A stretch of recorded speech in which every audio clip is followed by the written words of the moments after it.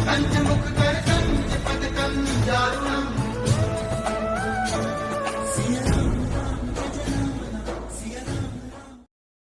महाराज जी के आज के विशेषांक में रक्षा सूत्र परिवार के सभी सदस्यों का हार्दिक स्वागत है। बाबा जी के भक्तों को राम राम। क्योंकि उन दिनों रूढ़िवादी ब्राह्मणों द्वारा अन्य जाति के लोगों के घर भोजन करना वर्जित माना जाता था। जब श्री माँ ने उनसे प्रसाद पाने के लिए कहा तो जीवंती माँ ने इस रूढ़िवादी परंपरा को दरकिनार करने में एक पल भी नहीं लगाया और वह प्रसन्नतापूर्वक प्रसाद पाने के लिए वहीं रसोई में बैठ गईं। श्री माँ ने स्वयं एक थाली में प्रसाद परोसकर उन्हें पवाया। सालों बाद जब माँ जीवंती माता जी और मैं एक शगड़ पर्वतीय क्षेत्रों में पाई जाने वाली चौकोर अंगीठी के आगे जमीन में जूट के आसन पर बैठकर प्रसाद पाते थे तो शगड़ में रखे बर्तन से माँ ही हमेशा हमारी थाली में भोजन परोसती थी और उसका आनंद ही विशेष होता था। स्वयं प्रसाद पाते हुए भी उनका पूरा ध्यान हमारी तरफ ही होता था। उन दिनों छोटी माँ नैनीताल के हनुमानगढ़ी मार्ग पर स्थित 2 कमरे के किराए के एक छोटे से घर में रहती थीं। वो घर किसी संत की कुटिया से कम नहीं था। इस घर के एक कमरे को पूजा पाठ तथा दूसरे कमरे का उपयोग रहने के लिए किया जाता था। स्कूल की छुट्टी के बाद घर पहुंचकर छोटी माँ जल्दी जल्दी भोजन तैयार कर महाराज जी की छवि के आगे भोग लगाती और इसके बाद अपनी दादी के साथ भोजन करती। फिर घर के छोटे मोटे कार्यों से निवृत्त होकर हनुमानगढ़ी या कैंची दर्शन के लिए जाया करती। नित्य क्रम की तरह एक दिन छोटी माँ ने दाल रोटी का प्रसाद बनाया। जब उन्होंने भोग की थाली महाराज जी की छवि के आगे रखी तो उन्हें लगा कि दाल कच्ची रह गई है और उन्होंने उसी समय भोग की इस थाली को हटाकर दूसरी थाली में केवल फलों का भोग महाराज जी को लगाया और स्वयं कैंची के लिए चल पड़ी।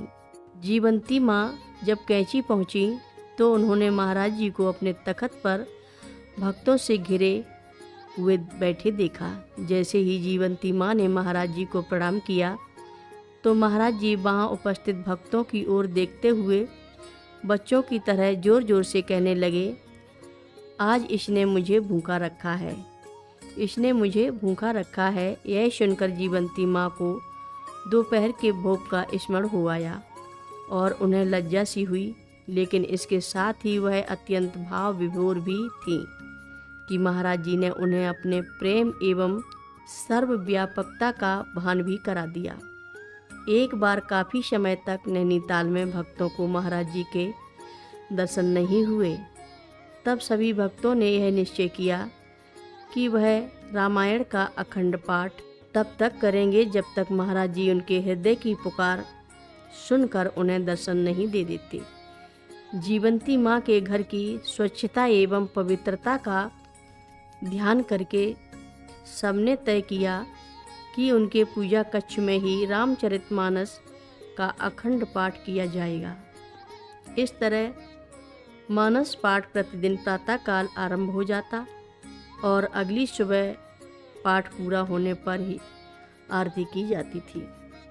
फिर उसके साथ ही अगला पाठ आरंभ हो जाता।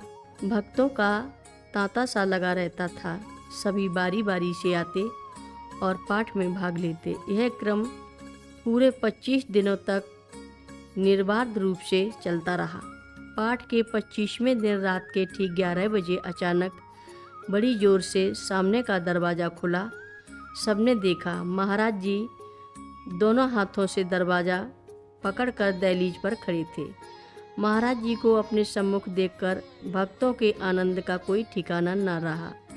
पल भर में सारा वातावरण उत्सव के उल्लास में बदल गया। जीवंती माता जी उठी, रामायण को महाराज जी के हाथों में देकर उन्हें प्रणाम किया। सभी भक्तों ने बड़े प्रेम से महाराज जी की आरती उतारी। वातावरण में एक हलचल सी मच गई। वहां उपस्थित सभी भक्त महाराज जी के नज़दीक पहुंचकर उन्हें प्रणाम करने लगे। प्रसाद का थाल एवं फलों का टोकरा महाराज जी के सम्मुख रख दिया गया और फिर भक्तों ने उनके हाथों से प्रसाद पाया। रात का प्रसाद महाराज जी ने वहीं पर ग्रहण किया। इस प्रकार सबको आनंदित कर देर रात में महाराज जी हनुमानगढ़ी चले गए। अगले दिन जब स्थानीय लोगों को पता चला कि महाराज जी हनुमानगढ़ी पधारे हैं, तो भक्तों की भीड़ उनके दर्शन के लिए उमड़ने लगी। दर्शनों के बाद महाराज जी सभी भक्तों से कहने लगे कि जीवंती माँ के यहाँ जाओ, वहाँ भंडारा है। लोगों की भीड़ को देखते हुए कुछ भक्तों को चिंता हुई और उन्होंने महाराज जी से निवेदन भी किया कि जीवंती माँ एक साधारण अध्यापिका हैं, वह अपने सीमित साधनों से इतने लोगों को प्रसाद कैसे पवाएंगी। महाराज जी ने उनकी बात अनसुनी कर दी और बोले, जीवंती माँ को तुम लोग नहीं जानते हो, वो तो कुबेर की भंडार की मालकिन है। कथा लंबी है, आगे की कथा सभी भक्तों को अगले भाग में सुनाएंगे। हर रोज़ महाराज जी की कथाएं सुनने के लिए सभी भक्तों का धन्यवाद। सभी भक्त रक्षा सूत्र चैनल को सब्सक्राइब करें, शेयर करें, लाइक करें, घंटी बजाना ना भूलें। कमेंट बॉक्स में लिख भेजें, जय नीव करोरी बाबा जी महाराज।